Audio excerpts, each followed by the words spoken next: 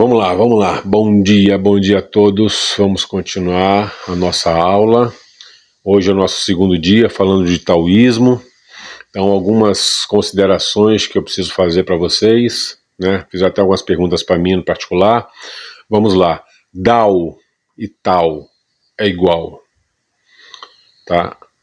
Muita gente fala Dao, que foi conhecido aqui no Ocidente como Dao, mas Dao é a mesma coisa que Tao, é o caminho da virtude, certo? Segunda coisa, Lao Tzu, aqui no Ocidente é conhecido como Lao Tse. O Tzu aqui foi traduzido como Tse. Então, Lao Tse é a mesma coisa que Lao Tzu, ok? Só para vocês entenderem. Uma primeira correção. Ontem eu fazia aquele símbolo, que é esse símbolo aqui, ó, que está aí no vídeo, que a gente chama de, aqui costuma chamar de Taijito. O nome correto é Taijitu, certo? Taijitu. Eu fui atrás para saber o nome correto e é chamado de Taijitu. Esse símbolo, nós vamos falar um pouco sobre ele hoje, que ele fala muito do taoísmo. Por quê? Vocês percebam que ele tem metade branca e metade preta. E dentro da metade branca tem um olhinho preto, dentro da metade preta tem um olhinho branco. Por que isso? Primeiro, branco e preto, dualidade. Segundo, branco e preto, feminino e masculino. Terceiro, o olhinho, o inconsciente feminino no masculino e o inconsciente masculino no feminino, que eu citei na última lei, na sétima lei do gênero. Lembra que eu comentei até sobre Jung, ânimos e ânima? É exatamente isso. Então, com o Taijito, você consegue perceber praticamente muita coisa do Tao. Por quê? Para o Tao é dualidade. Para o Tao, o mundo tem seus opostos. É necessário existir o oposto. Tem inclusive uma frase de Lao Tzu que ele diz: se todas as pessoas olhassem para o belo e achassem belo, o belo não seria mais belo, porque não teria o seu oposto. Percebem o que ele quer dizer com isso? Para você saber que existe o belo, você tem que conhecer o feio, e vice-versa. Para você saber que é noite, você tem que saber o que é dia. Então há necessidade de se existir o oposto para que você conheça a outra metade. Então o Tao prega muito isso, a dualidade e a necessidade da dualidade. Ela não existe por si só. Ela é importante, ela é intrínseca à nossa natureza. Correto? Por isso que o Taijito tem o dual, o feminino, o masculino, o preto, o branco. O que mais simboliza esse símbolo? Ele simboliza, você vê que o desenho ele parece uma gota que estica. Isso simboliza a fluidez.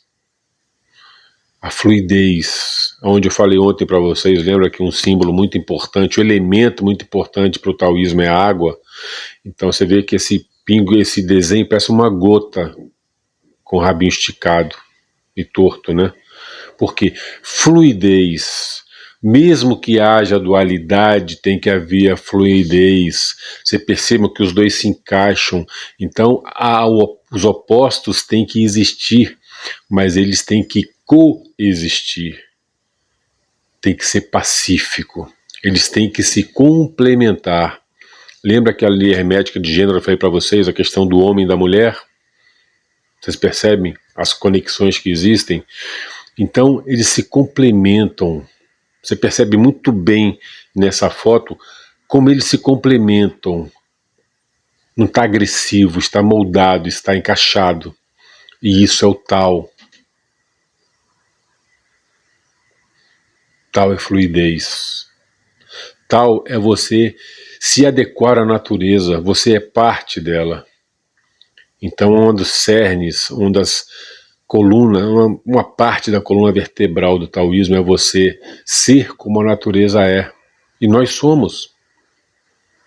Como a natureza, nascemos, crescemos, chegamos no nosso auge, começamos a decair e morremos. A flor nasce, cresce, chega no auge da beleza dela, depois ela decai e morre. E a natureza inteira é assim. Tudo está em transformação.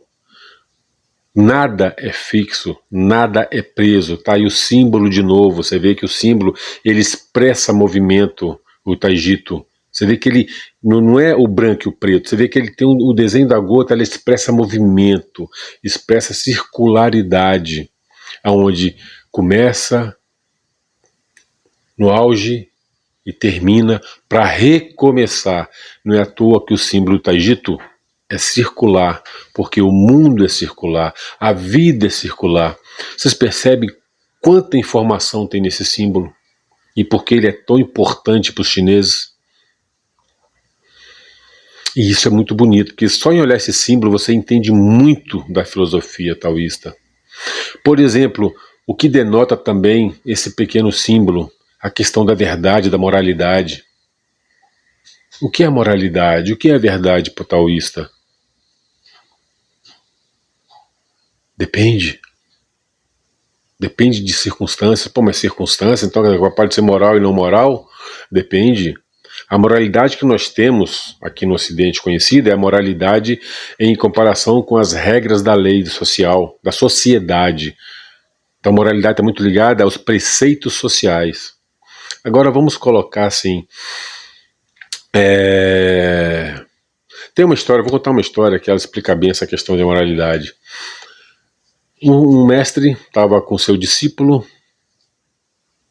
né, passando de uma cidade para outra, e chegando numa cidadezinha, eles pararam para pernoitar nessa cidade e foram convidados por uma família para pernoitar lá. Quando eles chegaram na casa dessa família, uma casa bem pobre, sabe, bem velha, as pessoas usavam roupas rasgadas, muito gentis, mas todas roupas rasgadas, tinham pouca comida, e eles viviam da venda de leite, de uma única vaca que eles tinham. É o que sustentava a família inteira. O mestre olhou aquilo. Quando eles foram deitar, ele chegou para o discípulo dele e falou: antes de nós sairmos ao amanhecer, joga aquela vaca no precipício. O discípulo ficou assustado. Mas como, mestre? É essa vaca que sustenta a família inteira. Faça o que eu mandei. Ao amanhecer, o discípulo foi lá e, puf, empurrou a vaca no precipício e foram embora. Anos depois, esse discípulo estava em viagem e passou por essa cidade. E foi ver essa família, estava curioso para saber como é que tinham ficado.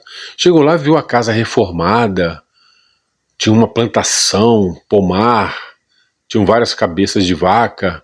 Ele falou, nossa, que prosperidade. E foi de encontro à família, o pessoal lembrou dele, começaram a conversar, e ele, curioso, perguntou para o chefe da família, mas nossa, vocês prosperaram muito, o que aconteceu? Ele falou, rapaz, quando vocês foram embora daqui, naquele dia a gente sentiu a falta da nossa vaquinha. E como a gente não achava ela, a gente ia morrer de fome. Então a gente teve que dar um jeito. Então meu filho conseguiu arranjar um emprego em tal lugar, eu comecei a fazer uma plantação aqui com a minha esposa, começamos a fertilizar o solo para plantar, para ver se conseguia vender algumas verduras, né, hortaliças, e a coisa foi dando certo. E graças a Deus prosperamos. Percebe onde está a moralidade? A ação, para nós, a ação daquele mestre de mandar jogar a vaca, que era a única fonte de rendimento daquela família no precipício, a princípio é amoral. Isso é completamente amoral. E é amoral? Depois que você sabe dessa história? Pelo contrário, foi completamente moral. Por quê? Porque o mestre sabia qual era o resultado da ação que ele estava tendo, que seria benéfica para a família, como foi. Então a moralidade, ela está muito ligada ao resultado e ao bom senso. A mesma coisa é verdade. O que é verdade para você? O que é verdade para o taoísta?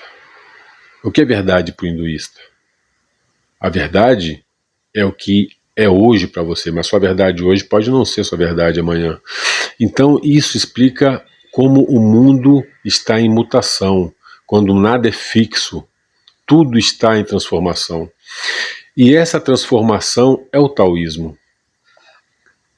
O Tao é o caminho, e o caminho é a transformação, é a busca da virtude, é a busca de ser cada vez melhor, é buscar sempre o bem maior. Certo? Olha aí uma conexão com o estoicismo, para quem está estudando estoicismo. Então o Tao se baseia muito nesse do movimento, fluxo. Nós temos que estar como a natureza está, no fluxo da vida, no fluxo da energia. A gente nasce, cresce, a gente tem que estar sempre fluindo. Só que a gente precisa fluir como a água, sem embates, sem obstáculos. Os obstáculos que aparecem, nós contornamos e continuamos. É a fluidez, é a aceitação do oposto, é a aceitação da vida como ela é. Olha outra conexão com o estoicismo. É você aceitar o oposto, é você observar esse inconsciente feminino ou esse inconsciente masculino, conforme o seu gênero que você tem. É você entender que o caminho é igual para todos. Não existe nem melhor nem pior. Está tudo conectado, está tudo junto. E tudo isso precisa fluir como a natureza flui. Nós precisamos ser exatamente iguais à natureza. Precisamos fluir nesse caminho. Correto? Então hoje eu falei um pouco dessa questão do Taijito, né? Tudo que ele expressa. Amanhã voltaremos falando de outras áreas do Tao que é muito interessante, como a simplicidade, né? O vazio que o Tao busca. É muito legal. Vocês vão gostar. Espero que a aula de hoje tenha agradado. Até amanhã. Um ótimo dia a vocês. E coloquem aqui a sua análise, o seu depoimento, o que você está achando. Coloca no grupo, gente. Isso é legal para todos participarem e eu saber exatamente como é que está a aula, o que eu preciso mudar, melhorar, para essa semana ficar bem proveitosa no sentido de apresentação dessa base do taoísmo. Tá ok? Tchau para vocês.